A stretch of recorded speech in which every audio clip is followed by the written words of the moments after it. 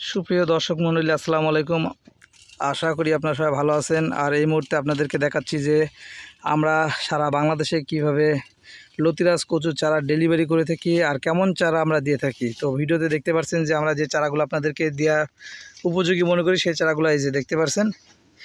আর আমার সামনে আছে লতি কচুর চাষের জনক আমাদের মতিন ভাই, তার ভিডিও আপনারা দেখছেন যে তিনি দীর্ঘদিন যাবৎ লতি কচু চাষ করে থাকে এবং তিনি আজকেরা এই যে দেখতে পাচ্ছেন যে কচুর চারা এই যে দেখতে পাচ্ছেন যে মারতেছে এবং তার কাছ থেকে আমরা লতি কচুর চাষ সংক্রান্ত বিষয়ে আমরা কিছু জানার চেষ্টা করব।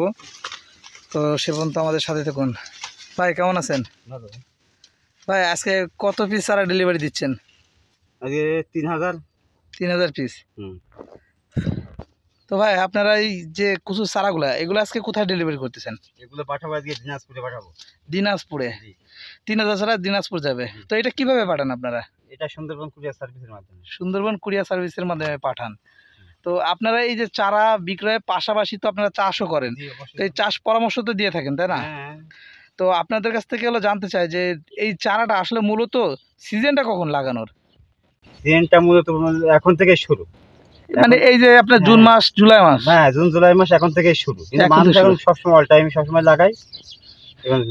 আচ্ছা, আপনারা এই যে চারাগুলা দেন এই জাতটা আসলে মূলত কি জাত বলে থাকে? এটা বলে থাকে সাধারণত বলতে বাড়ি ওয়ান বলে থাকে। আবার অনেকে দেখি যে শুধু লতিরাজ বলে, যশোরের লতিরাজ। হ্যাঁ, ওইটাই নাম, কিন্তু বাড়ি ওয়ানটা এটা টাইটেল করা হয়েছে। আচ্ছা, এটা হলো মনে করেন যে আপনার আরেকটা বিষয় জানার দরকার যে এই যে কচু চাষটা লোকে করতে যাচ্ছে, অনেকে আমাদেরকে কমেন্ট করে যে ভাই কচু চাষ করে হলো অনেকে লসের সম্মুখীন হয়েছে। এই যে লসের সম্মুখীন এটা কেন হয়? এটা কেন সঠিক চাষ পদ্ধতিতে এটা জানে না। আপনার কাছ থেকে যদি কেউ সঠিক পরামর্শ নিতে চায় সেক্ষেত্রে অবশ্যই আপনি পরামর্শ দিতে পারবেন? তো আসলে শুরুতে আপনার কতটুকু জায়গা দিয়ে শুরু করলে ভালো হয় এই চাষটা?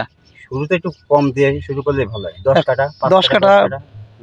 আচ্ছা, অনেকে তো 1 বিঘাতে চাষ করতে চায়। হ্যাঁ, তা হবে, তাও করা যায়। তো আপনারা দেখতে পাচ্ছেন যে চারা ডেলিভারি চলতেছে, যে এই চারাগুলো মূলত ডেলিভারি করা হয়। আর যারা লতি কচু চাষ করতে যাচ্ছেন তারা শুরুতেই শেখার জন্য অল্প কিছু জমিতে আপনারা এই চারাগুলো নিয়ে তারপরে আপনারা চাষটা শুরু করতে পারবেন। তারপরে আস্তে আস্তে পর্যায়ক্রমে আপনারা বড়সড় আকারে এই চাষটা করতে পারেন। যদি জেনে শুনে যদি এই কচু চাষটা করেন সেক্ষেত্রে আপনার লসের সম্মুখীন হবেন না। তো কিভাবে সার কীটনাশক ব্যবহার করা হয়, তারপরে আপনার এই যে লতির প্রোডাকশন বৃদ্ধি করার জন্য কি হলো ব্যবহার করা হয়, এই সকল বিষয় নিয়ে আমরা পরবর্তীতে মতিন ভাইয়ের কাছ থেকে জেনে আপনাদেরকে অবশ্যই জানাবো।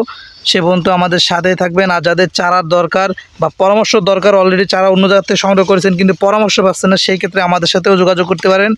ভিডিওর উপরে নাম্বারটি দেওয়া আছে, যাদের চারা দরকার আমাদের সাথে যোগাযোগ করবেন। ধন্যবাদ।